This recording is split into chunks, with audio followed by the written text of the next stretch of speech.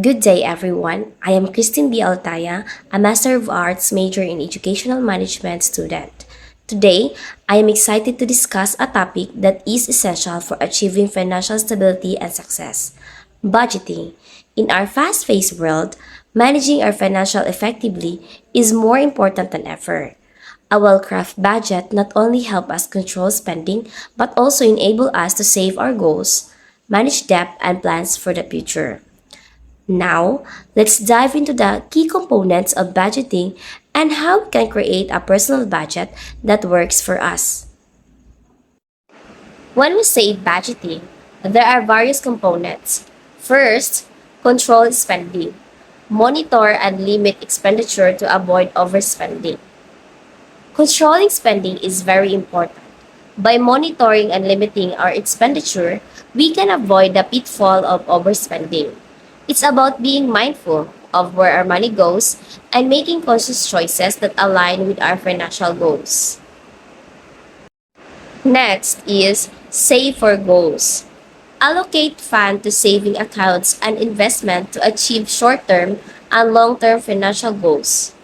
Allocating funds to saving accounts and investments allow us to work towards both short-term and long-term objectives, whether it's saving for vacation, a new car, or retirement.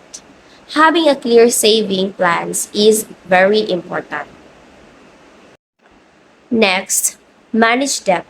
Track and manage debt payments to maintain or improve credit health and reduce financial burdens. Managing debt is another critical aspect of budgeting. By tracking and managing our debt payments, we can maintain or even improve our credit health while reducing financial burdens. This proactive approach helps us stay on top of our obligation and avoid falling into debt traps. For the last component, plan for the future. Prepare for the future financial needs and emergency by setting aside money for unexpected expenses and long-term investment. Planning for the future is essential in today's unpredictable world. Setting aside money for unexpected expenses and long-term investment ensures that we are prepared for whatever life throws our way.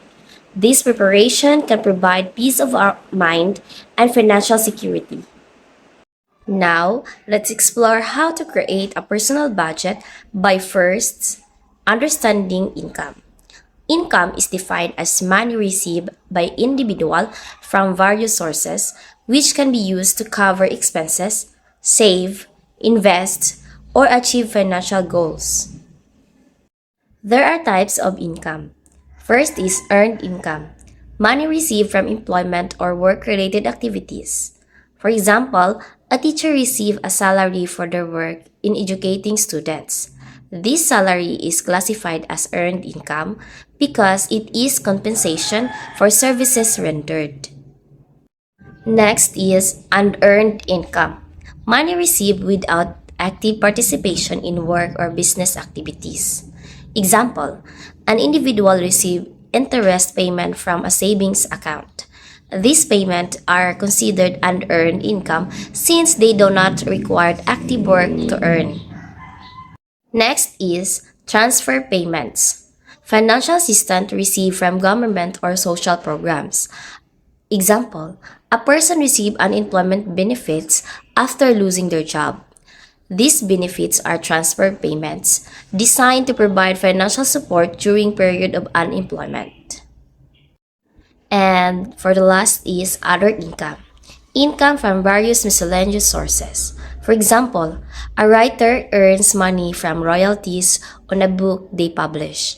This income does not fit neatly into the other categories and is thus classified as other income. Importance of income. Financial stability. It provides necessary funds to cover living expenses, pay debts, and save for the future goals. Budgeting.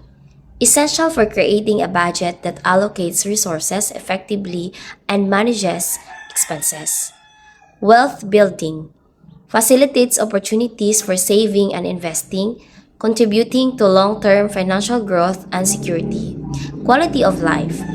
impact overall quality of life by enabling access to good services and experiences. Expenses. Costs incurred for goods and services required to maintain a standard of living representing the outflow of money from individuals' budget. There are types of expenses. First is the fixed expenses. Fixed expenses are regular, predictable costs that remain relatively stable each month. For example, rent or mortgage payment.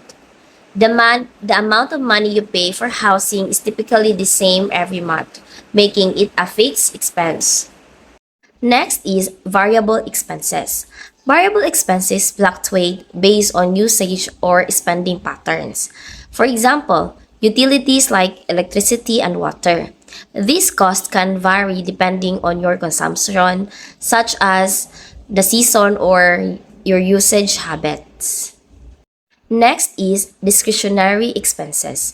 Discretionary expenses are non-essential costs that can be adjusted based on your financial priorities. For example, dining out, spending on meals at a restaurant is optional and can be reduced or eliminated if needed. For the last one, periodic expenses.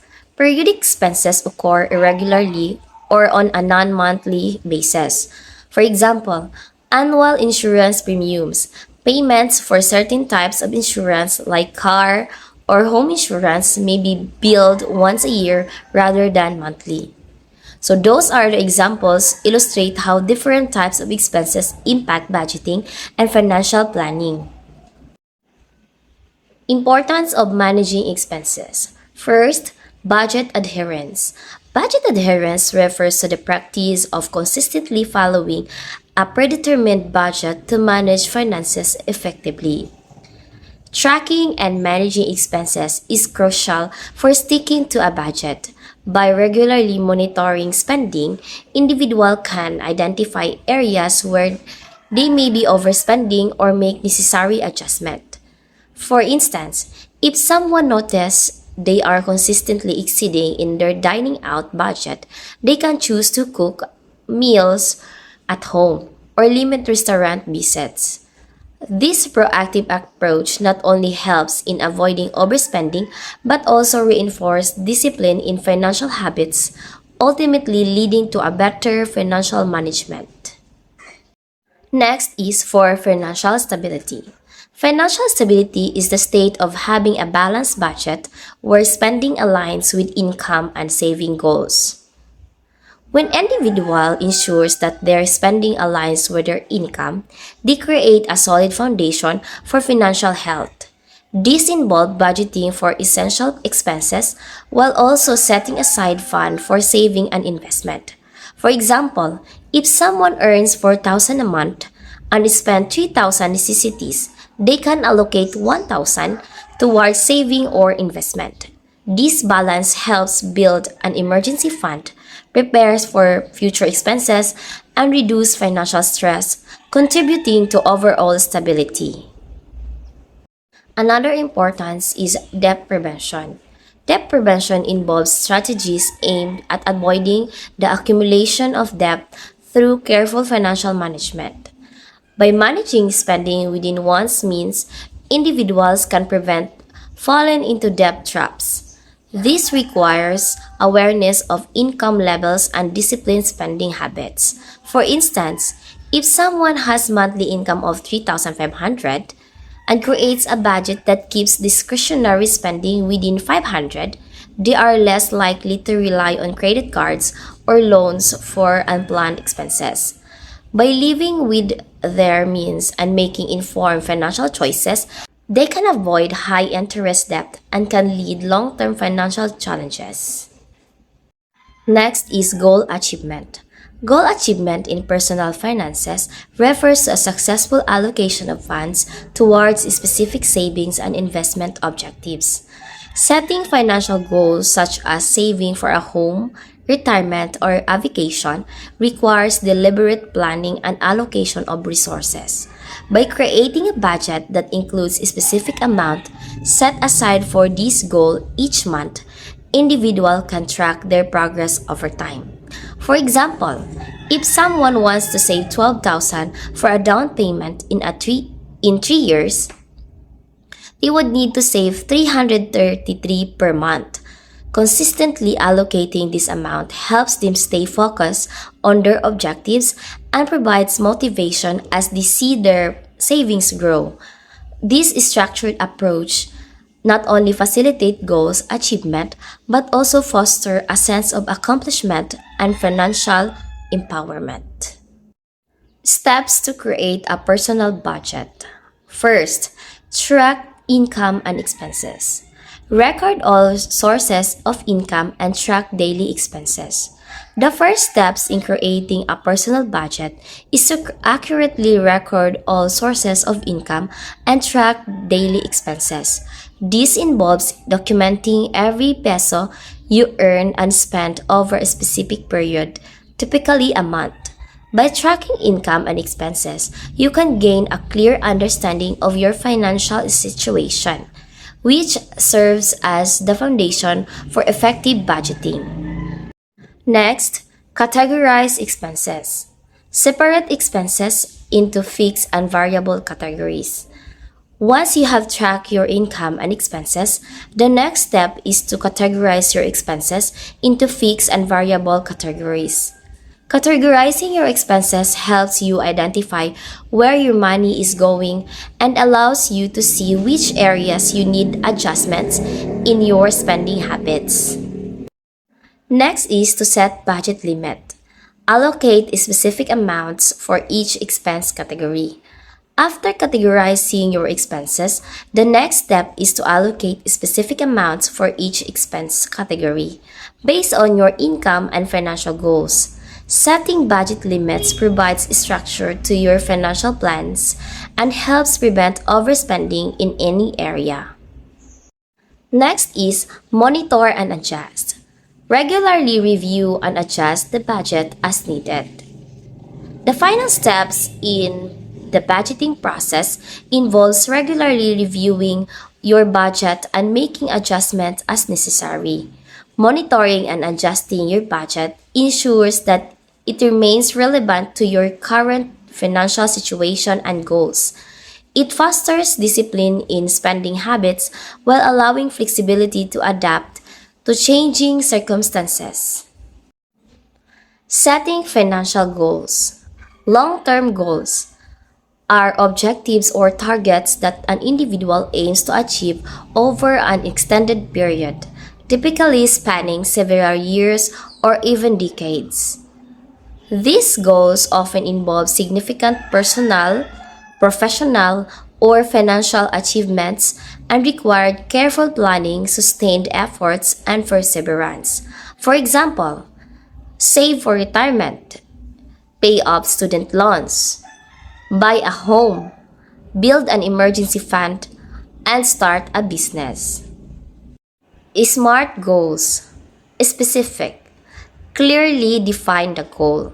For example, instead of saying I want to save money, a specific goal would be I want to save 5,000 for a vacation. Measurable. Quantify the goal. For example, to measure progress, the goal could state I will save 500 each month for 10 months. Achievable. Ensure it is realistic. Ensure the goal is realistic by considering your income and expenses. Given my current budget saving is 500 per month, is achievable without compromising essential expenses. Relevant. Align with overall financial plans. For example, the goal should align with broader financial objectives. Saving for this vacation is important to me as it allows me to spend quality time with my family and recharge. Time-bound. Set a deadline for achievement. For example, I will save 5,000 by June 30 next year in time of our planned trip. Short-term goals. Short-term goals are objectives that an individual aims to achieve within a relatively brief period, typically ranging from few months up to 2 years. These goals are often specific and actionable, serving as stepping stones towards larger long-term aspiration. Example for short-term financial goals. Number 1, build an emergency fund. Number 2, pay off credit card debt. Save for vacation, purchase a new laptop, contribute to a retirement account, complete a financial literacy course, and save for holiday gifts. Tips for successful personal budgeting. Number 1, set clear financial goals. Number 2, track your income and expenses. Number 3, create a realistic budget. Number 4, prioritize savings.